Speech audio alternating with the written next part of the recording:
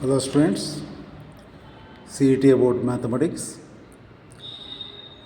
Already ನಾನು first P U ಸಿನ ಬರ್ತಕ್ಕಂಥ chapter wise important C E T ಕ್ವಶನ್ಸನ್ನು GH ಮ್ಯಾಥ್ಸ್ಗೆ ಸೆಂಡ್ ಮಾಡ್ತಾಯಿದ್ದೇನೆ. ಯಾಕೆ ಫಸ್ಟ್ ಪಿ ಯು ಸಿ ರಿಸಲ್ಟ್ಸನ್ನೇ ಕಳಿಸ್ತಾ ಇದ್ದೀನಿ ಅಂದರೆ, ಈಗ already second P U C ಬರಿತಾ ಇದ್ದೀರಿ.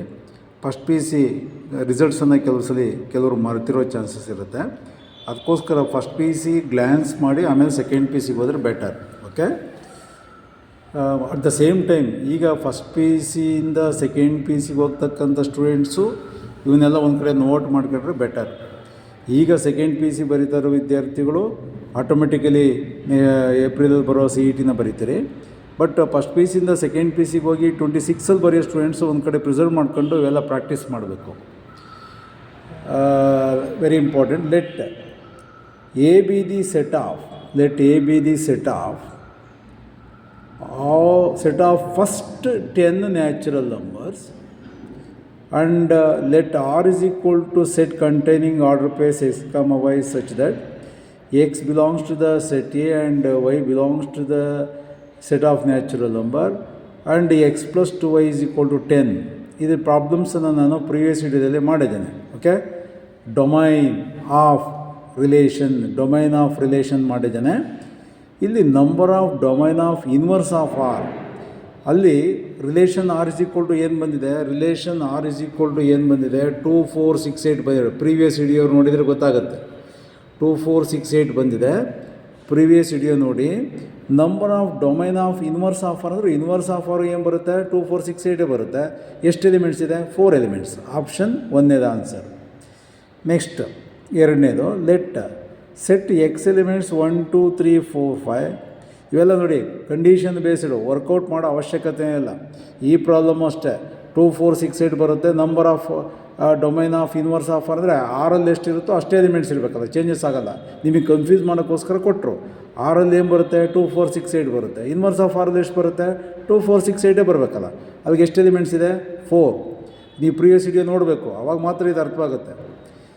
Second one, let set x elements 1, 2, 3, 4, 5, the number of different order pairs y, z that can be formed such that y is subset of x, z is subset of x, and y is intersection z is empty is 3 power n, 2 power 5, 3 power 5, 2 power 5, 5 cube, 5 square. ನೋಡಿ, ಇದನ್ನು ಡೈರೆಕ್ಟಾಗಿ ಯಾವ ಥರ ಅಂದರೆ without any simplification, x containing 5 elements and 3 choices, 1 2 3 choices ಇದೆ. Set ಒಳಗಡೆ 5 elements ಇದೆ. 3 choices goes to base 3 power 5. 3 choices 5 elements. Option 1, 3 power 5 is the answer. Third one, the relation R defined on the set 1 2 3 by A related to B if absolute A square minus B square less than or equal to 5. absolute ಅಂದರೆ ಒಳಗಡೆ negative ಬಂದರೂ positive ತೊಗೊಬೇಕು, ಇಲ್ಲಾಂದರೆ ನೀವು ಆನ್ಸರನ್ನು ಹೇಳೋದು ಕಷ್ಟ ಆಗುತ್ತೆ. absolute ಅಂದರೆ A ವ್ಯಾಲ್ಯೂ ಫಸ್ಟ್ನೇದು, ಇದು A ವ್ಯಾಲ್ಯೂ, B ವ್ಯಾಲ್ಯೂ 1. ಅದನ್ನು ಸ್ಕ್ವೇರ್, A ವ್ಯಾಲ್ಯೂ ಸ್ಕ್ವೇರ್ ಮಾಡಿದಾಗ ಎಷ್ಟಾಯಿತು? 1 ಸ್ಕ್ವೇರ್ ಮಾಡಿದ್ರೆ 1, B square 1 square 1, 1 minus 1 0. Is it less than 5? Yes. Okay, which of the following is false? ಈ 4ರಲ್ಲಿ ಯಾವುದು ಫಾಲ್ಸ್ ಆಗಿದೆ ಅದನ್ನು ಕಂಡುಹಿಡಿಬೇಕು. ಈಗ ಸೆಟ್ ಒಳಗಡೆ 1, 2, 3 ಇದೆ ಅಂದರೆ ಎಕ್ಸ್ಪ್ಲನೇಷನ್ ಏನು? ಎ ಕ್ರಾಸ್ ಎ ಕಂಡುಹಿಡ್ಕೊಳ್ಳೋದು ಗೊತ್ತಿದೆ. 1, 1, 1, 2, 1, 3, 2, 1, 2, 2, 2, 3, 3, 1, 3, 2, 3, 3. ಓಕೆ, ಅಷ್ಟು ಆರ್ಡ್ರ್ ಪೇರು ಫಸ್ಟ್ ಒನ್ನಲ್ಲಿ ಇದೆಯಾ? ಚೆಕ್ ಮಾಡೋಣ. ಇದೆಯಾ?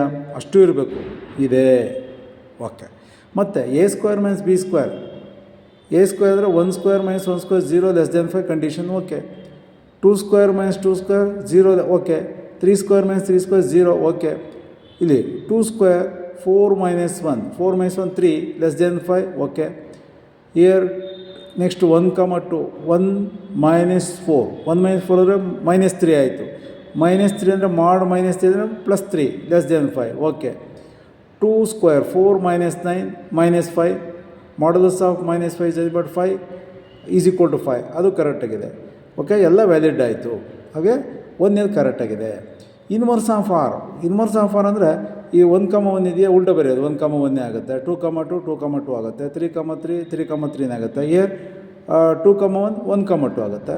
1,2 2,1 ಆಗುತ್ತೆ. 2,3 3,2 ಆಗುತ್ತೆ. 3,2 2,3 ಆಯಿತು. ಅದನ್ನೇ ಇನ್ವರ್ಸ್ ಅಂತ ಕರೆಯೋದು. ಓಕೆ, ಎರಡು ಈಕ್ವಲ್ ಆಗಲೇಬೇಕು. ಎರಡನೇದು ಕರೆಕ್ಟಾಗಿದೆ. ಡೊಮೈನ್ ಆಫ್ ಆರ್ ಸೆಟ್ ಒಳಗಡೆ ಏನು ಕೊಟ್ಟಿದೆ, 1,2,3 ಅದೇ ಕರೆಕ್ಟಾಗಿದೆ. ರೇಂಜ್ ಆಫ್ ಆರ್ ಒಂದೇ ಎಲಿಮೆಂಟ್ ಕೊಟ್ಟಿರೋದ್ರಿಂದ this is false. Fourth one is false. Next one, fourth one, let R be a relation such that R is equal to set containing order pairs 1,4, 3,7, 4,5, 4,6, 7,6. Then inverse of ನೋಡಿ top ಪವರಲ್ಲಿ inverse of R composite R. Very important problem. ಇದನ್ನು solve ಮಾಡ್ತೀನಿ ನಾನು. Okay, ನೋಡಿ observe ಮಾಡಿ, very important. JE ಕೇಳೋ chance ಇರುತ್ತೆ, CETಗೂ ಕೇಳೋ ಚಾನ್ಸ್ ಇರುತ್ತೆ. ಎಲ್ಲ ವರ್ಕೌಟ್ ಮಾಡಲೇಬೇಕು ನೀವು. ಈಗ ನಾವು inverse of relation composite R ಅಂತ ಕೊಟ್ಟಿದ್ದೀವಿ. ಎಕ್ಸಾಮ್ಗೆ ನಿಮಗೆ ಇಲ್ಲಿ ಇನ್ವರ್ಸ್ ತೆಗೆದುಬಿಡ್ತಾನೆ, inverse of R composite R ಅಂತ ಕೊಡ್ಬೋದು, ಅಥವಾ ಇಲ್ಲಿ ಆರ್ ಕೊಟ್ಟು ಇಲ್ಲಿ ಇನ್ವರ್ಸ್ ಆಫ್ ಆರ್ ಕೊಡ್ಬೋದು. ಅದಕ್ಕೆ ಇದು ಪ್ರಾಕ್ಟೀಸ್ ಮಾಡಿದಾಗ ನಿಮ್ಗೆ ಏನಾಗುತ್ತೆ, ಯಾವುದೇ ಕ್ವಶನ್ಸ್ ಕೊಟ್ಟರು ನಿಮಗೊಂದು ಲಿಂಕ್ ಸಿಗುತ್ತೆ. ಸೊಲ್ಯೂಷನ್ ಫಸ್ಟ್ ರಿಲೇಷನ್ ಹೆಂಗೆ ಕೊಟ್ಟಿದ್ದಾರೆ ಬರ್ಕಂತಾನೆ. ರಿಲೇಷನ್ ಕೇರ್ಫುಲ್ಲಾಗಿ ಅಬ್ಸರ್ವ್ ಮಾಡಿ. 1,4 ವರ್ಕೌಟ್ ಮಾಡ್ತೇನೆ. ಇದು ವರ್ಕೌಟ್ ಮಾಡಿ ಹೇಳ್ಬೇಕು ನೀವು. 3,7, 4,5, 4,6, 7,6. Okay, this is R.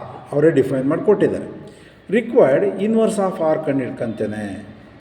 Inverse of R ಅಂದರೆ ಇಲ್ಲಿ 1,4 ಅಂತಲ್ಲ, interchanging first element goes to second element, second element goes to first element, ಅಷ್ಟೇನೇ ಇಲ್ಲ.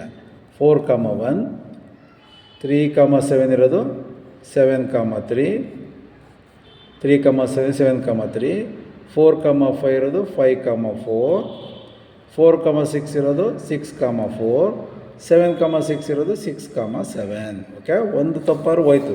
ನಾವು ಎಕ್ಸ್ಪ್ಲೇನ್ ಮಾಡಿರ್ತೀವಿ. Interchange first goes to second, second goes to first, first ಇರೋದು second ಪ್ಲೇಸ್ಗೆ ಹೋಗುತ್ತೆ, ಸೆಕೆಂಡ್ ಪ್ಲೇಸ್ ಫಸ್ಟ್ ಬಂತು. 1,4 ಚೆಕ್ ಮಾಡೋಣ. 4,1, 3,7, 7,3, 4,5, 5,4, 4,6, 6,4, 7,6, 6,7 ಕರೆಕ್ಟಾಗಿದೆ. This is inverse of R.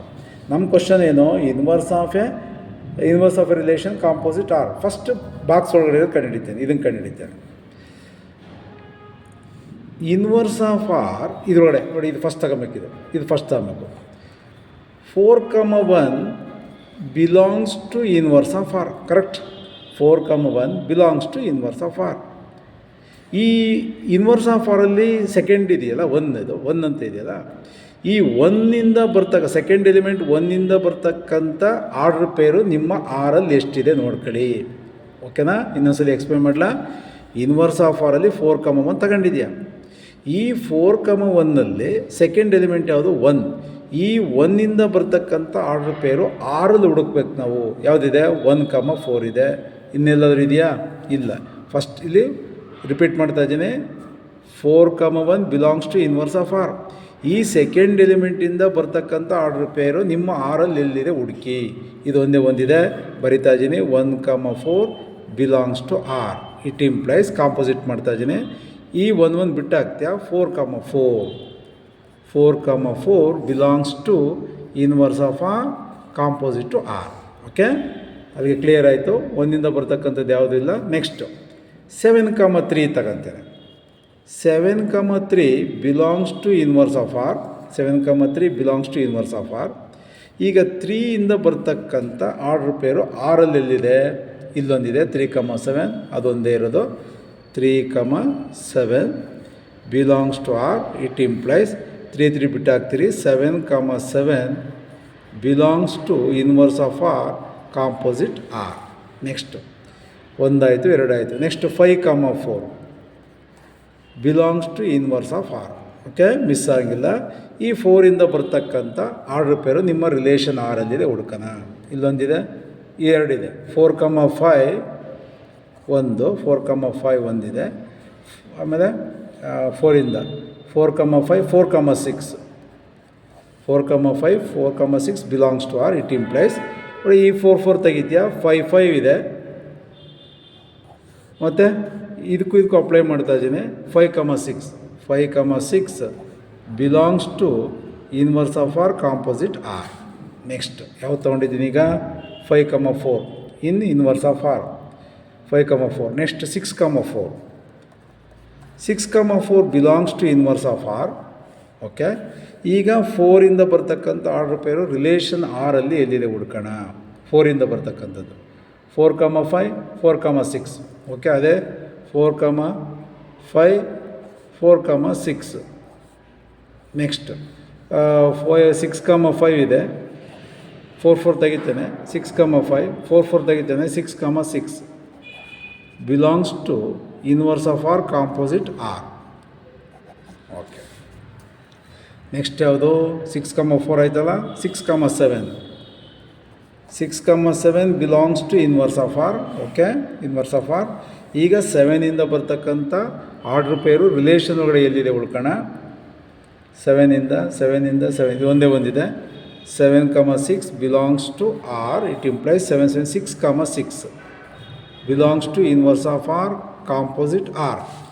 ಈಗ inverse of R composite R order pair ಹುಡ್ಕೋಣ. 6,6 ಅದೇನು ಆರ್ಡ್ರಾಗೆ ಬರೀಬೇಕು ಅಂತ ಇಲ್ಲ. 6,6 ಇದು ರಿಪೀಟ್ ಆಗಿದೆ. ರಿಪೀಟ್ ಆದೋದನ್ನ ಡ್ರಾಪ್ ಮಾಡು. ಇಲ್ಲೂ 6,6 ಇದೆ, 6,6 ಇದೆ. ಒಂದು ಸಲ ಬರ್ಕೊಂಡ್ರೆ ಆಯಿತು. 6,5 5,5 5,6 ಯಾವಾಗಲೂ ಅಷ್ಟೇ ಸೆಟ್ಟಲ್ಲಿ ಬರೀಬೇಕಾದ್ರೆ ಒಂದೊಂದು ಎಲಿಮೆಂಟ್ ಆದಮೇಲೆ ಈ ಥರ ಕಾಮ ಹಾಕಬೇಕು. 5,6. ನೆಕ್ಸ್ಟ್ 7,7 7,7 ಆಯ್ತಲ್ಲ. ನೆಕ್ಸ್ಟ್ 4,4 4,4. ಓಕೆ, 6,6 6,5 5,5 5,6 7,7 4,4. ಇದಕ್ಕೆ ಇನ್ವರ್ಸ್ ಕ್ವಶನ್ಸಲ್ಲಿ ಹೆಂಗೆ ಕೇಳಿದೆ ನೋಡಿ. Inverse of R composite R. ಇಲ್ಲೇನು ಬರೆದಿದೆ ಅದಕ್ಕೆ ಇನ್ವರ್ಸ್ ಬರೀತಾರೆ. ಅದೇನು ದೊಡ್ಡ ವಿಚಾರ ಅಲ್ವೇ ಅಲ್ಲ. ಅಂದರೆ 6,6ಗೆ ಇನ್ವರ್ಸು 6,6. ಇದು 5,6 6,5 ಇದೆ. Interchanging first goes to second, second goes to first. 5,5 5,5 ಆಗುತ್ತೆ. ನೆಕ್ಸ್ಟ್ 5,6 6,5 ಆಗುತ್ತೆ. 7,7ಗೆ ಇನ್ವರ್ಸು 7,7. 4,4ಗೆ 4,4. ಅದೇ ದಿಸ್ ಇಸ್ ದ ಆನ್ಸರ್. ಈ ಥರ ಪ್ರಾಕ್ಟೀಸ್ ಮಾಡಲೇಬೇಕು ನೀವು. ಈಸಿಯಾಗಿ ಇಂಥವೆಲ್ಲ CETನಲ್ಲಿ JEEನಲ್ಲಿ ವರ್ಕೌಟ್ ಮಾಡಲೇಬೇಕು. ಆನ್ಸರ್ ನೋಡಿ ಸ್ವಲ್ಪ ಫಾಸ್ಟಾಗಿ ಮಾಡ್ಕೊಳ್ಳಿ ಅಷ್ಟೇ. ಪ್ರಾಕ್ಟೀಸ್ ಒಂದು 10 ಸಲ ಬರೆದ್ರೆ ಪಟ ಅಂತ ಬರ್ಕೊಂಡು ಹೋಗ್ತಾರೆ. ಫಸ್ಟ್ PC ಪರ್ಫೆಕ್ಟಾಗಿ, ಸೆಕೆಂಡ್ PC ಆಲ್ರೆಡಿ ಒಂದು ಸ್ವಲ್ಪ ಟಚ್ ಇರುತ್ತೆ. ಈಗ ಫಸ್ಟ್ PC ಸ್ಟೂಡೆಂಟ್ಸು ಇವನ್ನೆಲ್ಲ ಒಂದು ಕಡೆ ನೋಟ್ ಮಾಡ್ಕೊಂಡ್ರೆ ಬೆಟರ್. ಈಗ ಫಸ್ಟ್ PCಯಿಂದ ಸೆಕೆಂಡ್ PCಗೆ ಹೋಗಿ 2026ಅಲ್ಲಿ CET ಬರೆಯೋ ಹುಡುಗರು, ನೀವು ಪೇರೆಂಟ್ಸ್ ನೋಡ್ತಾಯಿದ್ರು ಅಷ್ಟೇ, ಇವನ್ನೆಲ್ಲ ಒಂದು ಕಡೆ ಪ್ರಿಸರ್ವ್ ಮಾಡ್ಕೊಳಕ್ಕೆ ಹೇಳಿ. ಓಕೆ, ನೀವು ಸಬ್ಸ್ಕ್ರೈಬ್ ಆದರೆ ನಾನು CETನಲ್ಲಿ ಕಳಿಸ್ತಕ್ಕಂಥ ಎಲ್ಲ ನೋಟಿಫಿಕೇಷನ್ಸ್ ನಿಮಗೆ ಬರುತ್ತೆ. ವರ್ಕೌಟ್ ಮಾಡಬೇಕು. CETನಲ್ಲಿ ಎಷ್ಟು ಫಾಸ್ಟ್ ಇರ್ತೀರೋ ಅಷ್ಟು ಒಳ್ಳೆಯದು. ಓಕೆ, ನೆಕ್ಸ್ಟ್ ವೀಡಿಯೋದಲ್ಲಿ ಇಂಪಾರ್ಟೆಂಟ್ ಪ್ರಾಬ್ಲಮ್ಸ್ ಅಂದರೆ ಚಾಪ್ಟರ್ ಇದು ಕಳಿಸ್ತಾ ಇರ್ತೀನಿ. ನಾನು ರಿಪೀಟ್ ಮಾಡ್ತಾ ಇದ್ದೀನಿ, ಪ್ರತಿಯೊಂದು ಚಾಪ್ಟ್ರಲ್ಲೂ ಮಿನಿಮಮ್ 10 ಕ್ವಶನ್ಸ್ ವರ್ಕ್ ಮಾಡಿ. ಫಸ್ಟ್ PCಯಲ್ಲಿ ಪ್ರತಿಯೊಂದು ಚಾಪ್ಟ್ರಲ್ಲೂ 10 ಕ್ವಶನ್ಸು, ಸೆಕೆಂಡ್ PCನಲ್ಲೂ ಪ್ರತಿಯೊಂದು ಚಾಪ್ಟ್ರಲ್ಲೂ 10 ಕ್ವಶನ್ಸು. ನಿಮಗೇನಾಗುತ್ತೆ, ಪ್ರಾಕ್ಟೀಸ್ ಮಾಡಿದಾಗ ಬೇರೆ ಯಾವುದೇ ಪ್ರಾಬ್ಲಮ್ ಕೊಟ್ಟರು ನಿಮಗೆ ವರ್ಕೌಟ್ ಮಾಡೋದಕ್ಕೆ, ಸಾಲ್ವ್ ಮಾಡೋದಕ್ಕೆ ಈಸಿ ಆಗುತ್ತೆ. 10 ಮಾಡಿದ ತಕ್ಷಣ ನಾವು ಸಕ್ಸಸ್ ಆಗ್ಬಿಡ್ತೀವ sir, that is not an important. Link ಸಿಗುತ್ತೆ. ಓಕೆ, ನೆಕ್ಸ್ಟ್ ವೀಡಿಯೋದಲ್ಲಿ ನೆಕ್ಸ್ಟ್ ಚಾಪ್ಟ್ರಲ್ಲಿ ಬರ್ತಕ್ಕಂಥ CET ಕ್ವಶನ್ಸನ್ನು ಸೆಂಡ್ ಮಾಡ್ತೇನೆ. Thank you.